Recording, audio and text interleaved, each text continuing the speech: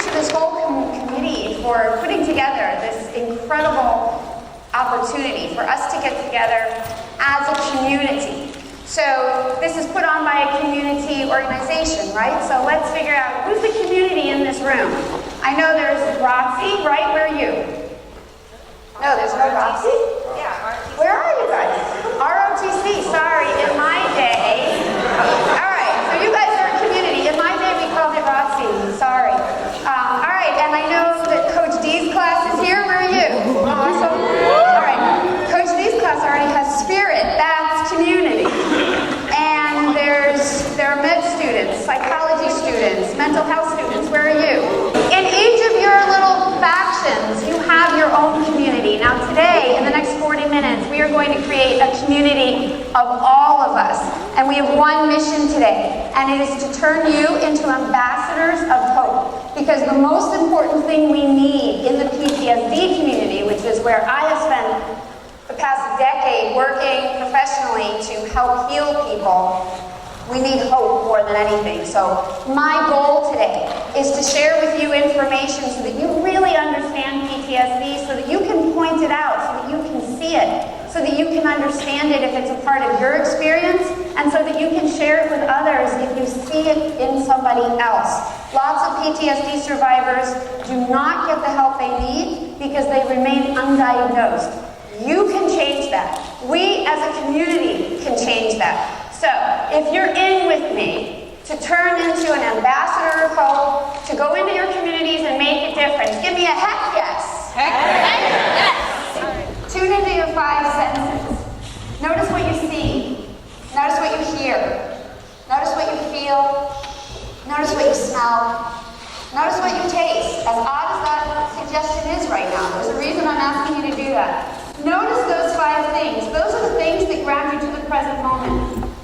Those are the 5 things that get completely disrupted in people with PTSD, and they're the 5 things that they need to bring back. So using your 5 senses, just notice the energy in the room. If, let's say on a scale of 1 to 10, 1 is the energy is super low, it's 4th period, going into that mid-morning slump. Or if 10 is, you're right there, you're bringing it.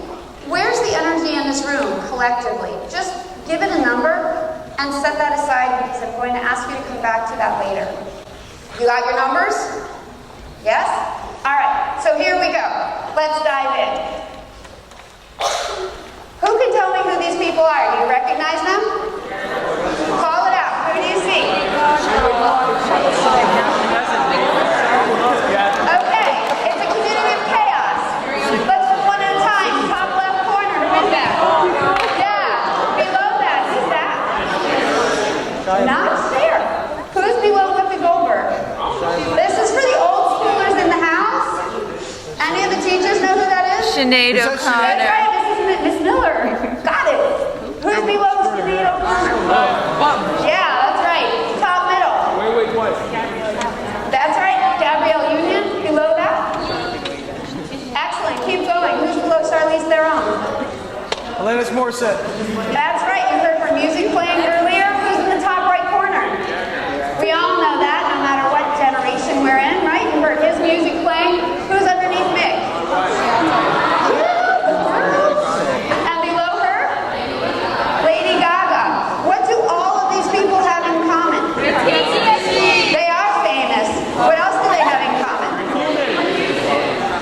Well, not all of them. Shaya's not a musician. Some are actors. So they're all famous. They're all celebrities. What else do they have in common? That's right. How do you know that? Or is it just a wild guess? They all, thank you for your honesty, they all have PTSD. Now the reason we're starting here is because PTSD is an equal opportunity offender. It will come to anyone. It doesn't matter how famous you are, how much money you have, how much support is around you. PTSD is a state of mind and a physiological response to a trauma. It can happen to anyone. So, let's go in. This, anyone recognize that little part of the face? Not Lady Gaga. It's Mel B from the Spice Girls. Anybody watch America's Got Talent? She also has PTSD. See a circle there? Heal My PTSD is on her table. She's been interviewed recently about reading, about studying PTSD, and about getting help for it because she's speaking out about her experience and trying to raise awareness, like we're doing here, about how important it is to get help. So let's talk, let's dive in. Let's start with the picture of PTSD and how it begins. So PTSD starts with a fear. So I'm going to share with you the story of a young girl I know. And I'm going to share her story as we go through so you can sort of see what it looks like in real time. So there's a 13-year-old girl. She has a fantastic family. Really important point, because so often we think PTSD comes, trauma comes to people who have bad families or unhappy childhoods. It's not always the case. Sometimes the case, but not always. So this girl has a great family, really loving parents, a little brother who's her best friend. She's 13, it's summer vacation. Family goes on a great trip. Grand Canyon, Petrified Forest, Sedona, Napa Valley, Santa Fe. They go all over out west. They come back. The girl has an infection. Run-of-the-mill infection. She gets them occasionally, goes to the doctor. Her doctor's out of town for summer vacation. Prescribing doctor says, oh, I know what you need. Gives her an antibiotic, sends her home. Within a couple of days, she's back at the doctor. She's broken out into a rash. She's completely covered, head to toe, in an itch that won't stop, a migraine headache, and photosensitivity. It's hard for her to be in the light like this. So she spends a lot of time now in a dark room. And her mother says to the doctor, what is this? And the doctor says, I don't know, probably a virus. Stop being so overprotective, send her home. Over the course of the next week, lots of doctors are seen. Nobody knows what's the rash, what's the migraines, what's the photosensitivity. The mother says, do you think it's the antibiotic? Every doctor says, absolutely not. Keep taking it, go home. A week later, the girl starts breaking out into blisters. I'll cut to the chase. She ends up with toxic epidermal necrolysis syndrome, which is an allergic reaction to a prescribed medication. The body cannot metabolize it. It burns its way out. She is turned into a full-body burn victim, inside and out, quarantined in a burn unit for weeks while this illness takes its toll. She has a near-death experience. Her mother calls her back from the other side. By the time she gets out of the hospital, she's got scarring, but she knows that she's going to be physically okay. Now here's where the problem begins. She cannot speak about what has happened to her. She cannot go through a day without thinking about what has happened to her. Her life has changed. What happens to trauma survivors who go through an experience that is, you're raising your hand. Were you raising your hand? I love that. Do you have I used to be a university professor in New York City. I love when people raise their hands. So if you have a comment, hold on to it. We'll get to that later, okay? Awesome. So trauma survivors, after a trauma, tend to get stuck. So this girl comes through this horrific trauma. She's 13. Think of yourselves. What kind of coping skills do you have at that age? Little to none. Am I right? Where are the mental health people? In all of your studies, how many developed coping skills do 13-year-olds have for major trauma? Any? I'll leave you to ponder that. It's going to be important to your work. All right. So I just described the bare bones of a very horrific experience for a child. To be hospitalized with doctors who don't know how to help, with an illness that cannot be controlled, that completely decimates the body. What is trauma? That's a big example. But let's get a real working definition of trauma. Trauma is, technically speaking, any experience that is less than good. Is there anyone in here who has not had an experience that is less than good? Nobody's raising their hand, really? That's right. Because trauma at its baseline is in every life. There's going to be stress. Major trauma is anything that overwhelms your ability to cope. So So you're in an experience, you're in a moment, and you just don't know what to do. You have no capacity for holding yourself together while you're going through that experience. Now, trauma affects people in 4 different ways. It can be a shock to the body, a physical shock, like the girl I just described. That body was in a physical shock. It's also an emotional disruption, also happening to that girl. What happens when you're terrified and nobody can help you? What happens if you're trapped, like that girl was, in a body or in a situation and you can't do anything about it? That's an emotional disruption. Also, psychological distress. Any time that circumstances uproot your ability to stay centered, grounded, and in control. And lastly, and this particularly relates to PTSD, a soul wound. Actually, for a long time they called PTSD a soul wound. We still do. Because on that deepest level of meaning and the values and beliefs that you come out of a trauma with affects the deepest part of you, the soul part that is struggling to survive. So, as we think about the causes of trauma, you can probably name a lot off the top of your head, but let's just take a look at this. Physical, sexual, and emotional abuse, childhood neglect. That surprised me. Because when we think about trauma, we think about something happening to you. We don't think about PTSD coming from the fact that you've been completely ignored. And yet, for a child, think about it, a 4 or 5-year-old child, or even younger, who is neglected. They don't know where their next meal is coming from, their next piece of clothing, their next bath. Childhood neglect is one of the major precursors for post-traumatic stress disorder. Surprising? Yes, I think so. Natural disasters, we have a lot of those here.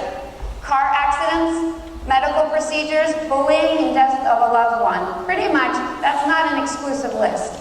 Anything that causes a disruption in these 4 areas becomes traumatic.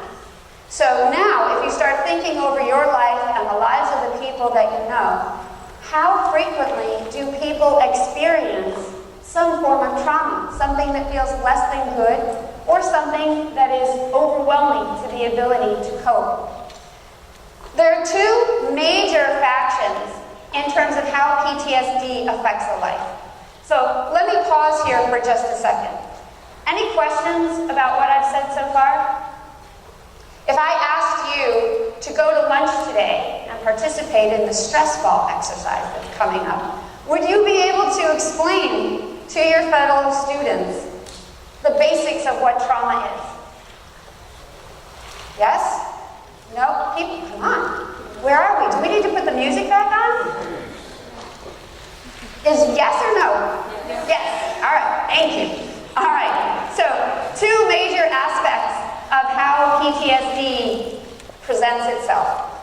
So we need to talk about the body and the brain. So the body is designed around a nice balance between the sympathetic nervous system and the parasympathetic nervous system. So the sympathetic nervous system is your reactive mode. It's the thing that causes you to activate fight or flight, that thing that makes you start to feel angry because you need to defend yourself, or the thing that helps you fight back because you've been attacked. It's also the part that consumes a lot of energy because your sympathetic nervous system really gears up to help you do whatever you need to do to survive. And that's on every level of survival. It decreases digestion because in those moments of sympathetic arousal, when you're fighting back against something, all unnecessary systems shut down. You do not need to eat to survive in a traumatic moment. You need to fight back. You need to get out of that situation. So your digestion decreases, all your reproductive processes completely turn off. You don't need to reproduce, you need to survive. Your blood pressure and your heart rate increase because think about it, if you're going to run a 50-yard dash, what do you need? You need that energy. You need that ability to use your extremities. Another interesting fact, all the blood flows out of the middle of your body to your extremities. So your arms and legs have the most blood in that moment so that you can do what you need to do to survive. Now the opposite of sympathetic is parasympathetic. all day, you swing back and forth between sympathetic and parasympathetic. Parasympathetic is your responsive mode. It's where rest and repair happens. So after you run the 50-yard dash, and then you lie down just to rest for a while, you've switched into parasympathetic mode. You refuel energy in that state, your heart rate decreases. Think about it. Just before you fall asleep, what's your heart doing? What's your pulse doing? Everything's slowing down because you are in parasympathetic mode. Your blood pressure also decreases. Your reproductive system comes back online because if you're in rest and repair, you're not trying to survive something, you can procreate. Your digestion also increases. It's a time for your body to refuel and take up nutrients.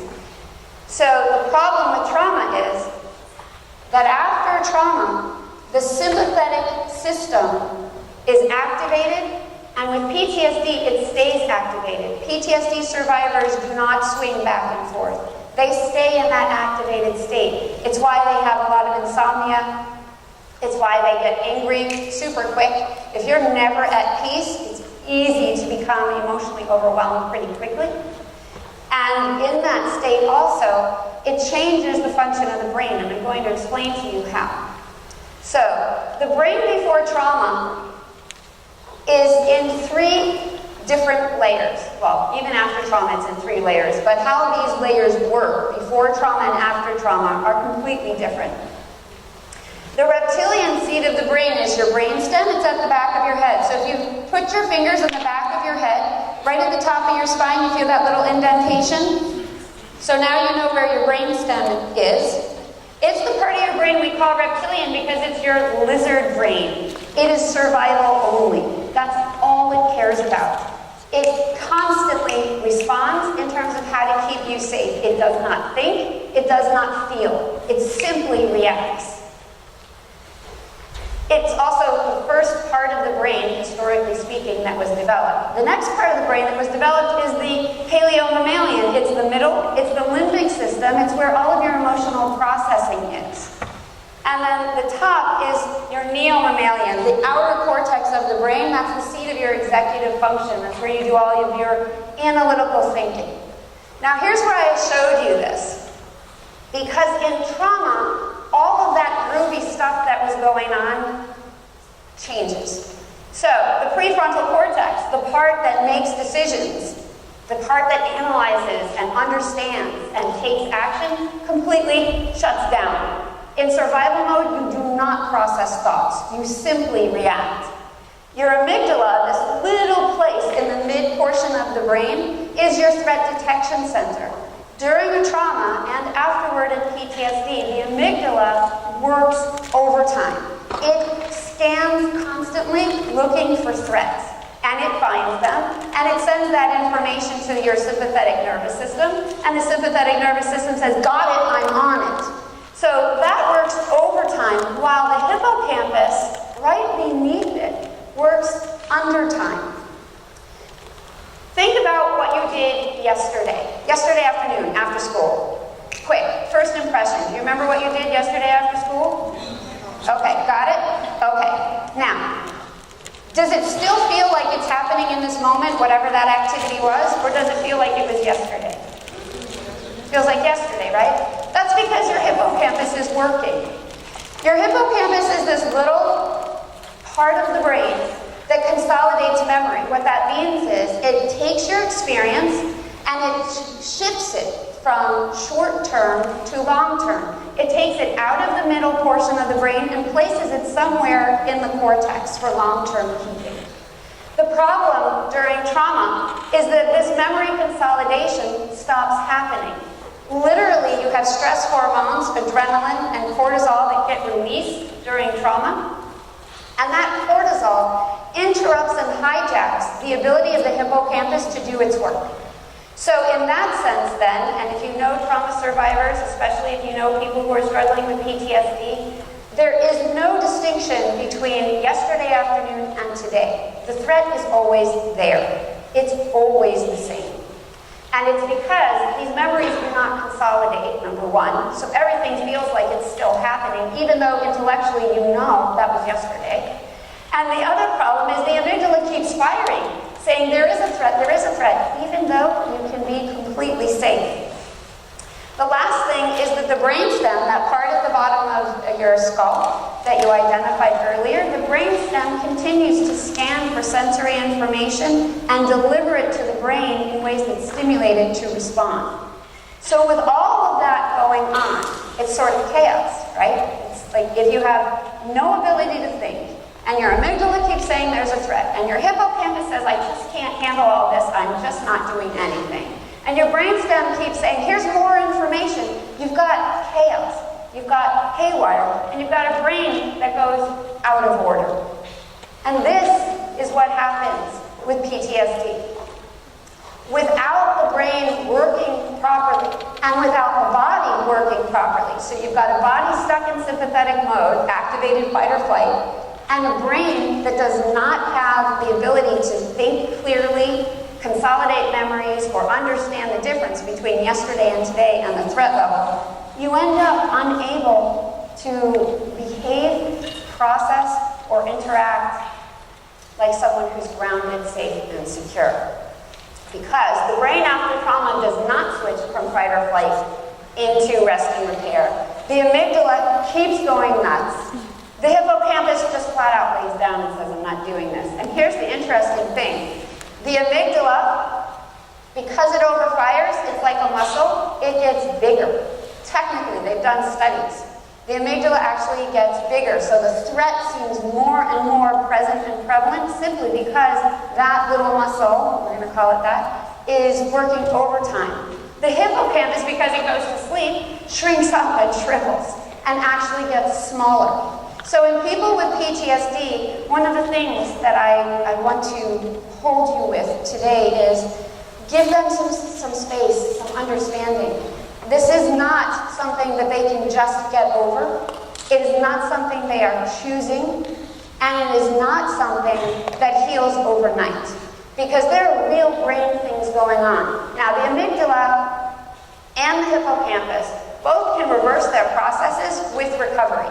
So that's the cool thing about the brain. These organs change, and then they change again. The last thing, the brain after trauma has a very hard time holding a focus. Very scattered. It's hard to concentrate. Because if you think about it, if some part of you was constantly saying, hey, there's a danger, there's a danger, there's a danger, there's a danger, there's a danger, there's a danger. If that's the way you're feeling all day, how are you going to focus on fifth period? How does that go? It's very difficult. So, signs of trauma. And this is the part where you're going to walk out of here today and be able to start looking at people. Now, refrain and resist from diagnosing anybody. But it is important to be able to identify what's happening for people, because then you might be able to say to them, hey, why don't you speak to a professional? Because you sort of look like you might be suffering from trauma. And there are ways to heal that, because trauma can 100% be healed. Signs of trauma. These occur exactly and immediately after trauma and during the first 4 weeks. Anxiety, behavioral disturbances, dissociation. You know what dissociation is? It's when you're physically in your body but mentally someplace else. Hyperarousal, that feeling of always looking for where's the danger. Avoidance of memories related to the trauma, like the girl that I was telling you about, cannot talk about it, cannot go anywhere near it, and yet, flashbacks, can't stop thinking about it, can't stop experiencing it because that brain does not consolidate the memories, still keeps feeling like the trauma is happening. And lastly, nightmares, another recurring experience of what the trauma is and the imprint that it leaves. So, PTSD symptoms happen and are diagnosed after the first 4 weeks after trauma. If any of the following symptoms continue to occur beyond 4 weeks and interfere with a person's ability to interact professionally, socially, or personally, that's when PTSD is diagnosed. So first, we have the first criteria, exposure. Exposure to some kind of traumatic event. Because everybody's different, the response to trauma is different also. So that means that in every single moment, I could go through something, and any one of you could go through exactly the same thing, and we will have different experiences. I might end up with PTSD, and you might not, simply because we're different. So there's exposure, then re-experiencing. Re-experiencing is nightmares, flashbacks, intrusive thoughts, anything that forces people to keep going over and over what happened. Classic hallmark of PTSD. Also avoidance, the inability to speak about, be in the same room as, or go anywhere physically near the trauma elements. Alterations in mood. Somebody may have been really happy-go-lucky as a kid, have a trauma, and then after that they are what we call flat affect. There's no emotion at all. And then they swing between a dark mood and a somewhat lighter mood. So mood alterations and arousal, hyper-arousal, meaning always on edge, always looking for the next trauma. So now, let's put this in the context of the communities in which you live and in the communities in which you will eventually work. PTSD by the numbers, listen to this, $42.3 billion is the estimated annual cost to society of anxiety disorders. For those of you studying mental health, is PTSD an anxiety disorder, yes or no? Yeah, 100% driven by anxiety. More than half of these costs are attributed to repeat use of healthcare services to relieve anxiety symptoms. That means for those of you going into that profession, you need to be able to discern the difference between PTSD and a lot of other options. A lot of times PTSD survivors, and this relates here, the highest rates of healthcare service are by people with PTSD because they constantly, for example, have anxiety or panic attacks that can feel like a heart attack. So you haven't. I was just with a nurse the other day and she was saying to me one of the hardest things that she has to do is she works in the ER. When somebody comes in and they say they can't breathe and they have chest pain, she doesn't ever know. What's the quickest way to decide if this is a psychological issue or a physical issue? The problem is that with $23 billion a year for hospital and doctor visits, and a large portion of those PTSD driven, it's going to be up to each of you who are working in those professions, each of you who are in the military, and each of you who are in the global community to be aware of what's going on here. What questions do I need to ask to help understand what's happening? PTSD in the general population, as I said earlier, can affect anyone. Technically speaking, it affects women more than men. 70% of US adults will have a trauma in their lifetime. The cool thing about this today is you can prepare for yourself or a loved one or a friend how to respond to that. Up to 20% of those who have a traumatic event will end up with post-traumatic stress disorder. Now, that's the bad news. The good news is we have ways to heal, and there are lots of them. So, in the military, returning combat veterans, up to 20% end up with post-traumatic stress disorder, and it's the younger than 40 generation. The veterans over 40 are usually fine. So think about, if you're going into the military, how are you going to figure out and plan for any kind of trauma that you're going to experience? What's the debrief process? What's the support you're going to need? Making sure you have a plan in place so that if you experience some kind of traumatic event, boom, you process it and you move on. It is entirely possible to avert PTSD. Again, only 20% of the people end up with it. That means 80% of the population moves through a trauma completely fine. All right, so let's get back to our young girl. She gets out of the hospital. She knows intellectually she's going to make a full recovery, and psychologically, she's a wreck. She ends up with nightmares, a recurring nightmare. She ends up with flashbacks. She dissociates all the time. She also ends up, and this is very typical because in PTSD, the desire is for a sense of safety and control. Now, if you don't have that, it's very easy to grasp the easiest thing to get that. So for this particular girl, because it was a medical issue, she is afraid of substances. So her safety and control fallback becomes anorexia. She just flat out stops eating. That's the way she's going to control what happens to her body. In her teens, in her 20s, and her 30s, this gets worse and worse and worse. She has an inability to maintain relationships. She has an inability to hold a job. She bounces around. She cannot find a way to let go of the past and live in the present. What happens in that case? Healing trauma has a very strong protocol. It's definitely possible to get it done. The problem is that girl didn't have anyone say to her, hey, here's what trauma is, here's what you can do about it, and here's why you feel the way you feel. So it took her until her late 30s to actually get into a recovery process.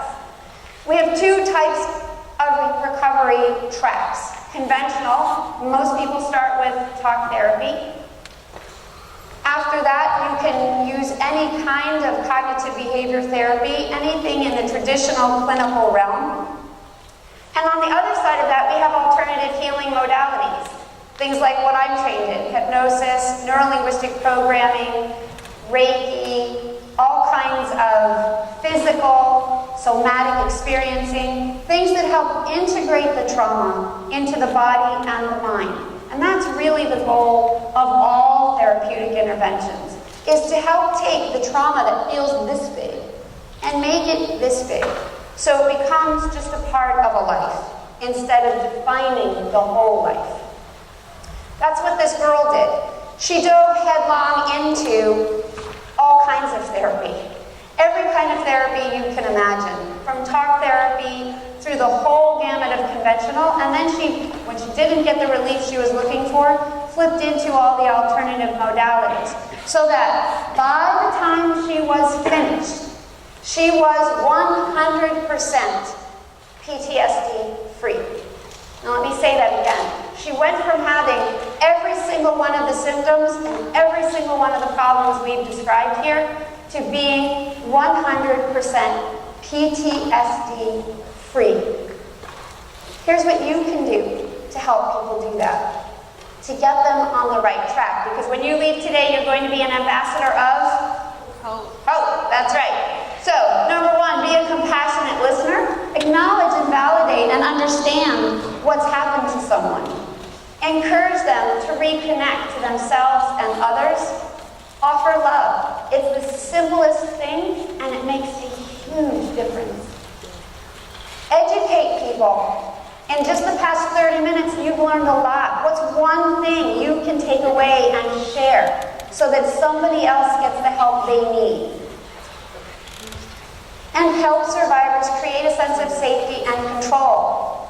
I asked you at the beginning just to think of your 5 senses and to experience this moment. You can do that with any survivor. Help them get grounded in the present moment just by asking them to notice what's happening in those 5 senses.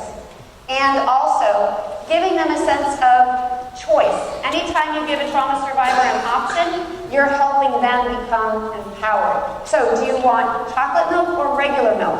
As silly as that is, give them choices. Engage them to make their own decisions. You also want to increase blood and information flow to the cortex. We're getting that back online. So we can do that with fuel, food, breath work, and also training the brain. So, as we start to wrap up, I just want you to walk away with the idea, here's what trauma is, here's why PTSD happens, and here's why it can be healed. And I know this is true because that girl I've been telling you about, does she look familiar? It's me. That picture in the red sweatshirt was taken a couple of weeks before that horrific trauma happened to me. That picture on the left is how I spent the next couple of decades. My brother started taking photos on all of our family vacations because I was unable to interact and I would sleep. I would just flat out go to sleep instead of have to talk to anybody. But the fact is, I worked hard. I got the help that I needed. I did the research. And now, a women's magazine just did a 2-page spread on how I use dance as part of my recovery. Now, I am sharing and helping and giving back. And I engage and hope that all of you will do the same thing, to spread the word that we can heal, because we start out as these pristine little beings. We have our whole lives ahead of us. And instead of being able to move forward, we get hijacked. Our identity gets lost. But we can get it back. Now, instead, I'm going to skip that so that we can keep moving. I wrote a poem that's part of Poetry 180. So if any of you have done Poetry 180 in your school system, Before the World Intruded is my poem. It's been in there for a decade. Now, these are all the different ways that I am me, even though my life took a really bad turn for a while. So as an author, as a dancer, as a fur mama, then if you have dogs, and as a speaker, and I continue to learn and teach and grow. So here's my desire for you, to walk out of here and give hope. Hope is the most important thing, and belief. So if you turn to the person next to you and say, I believe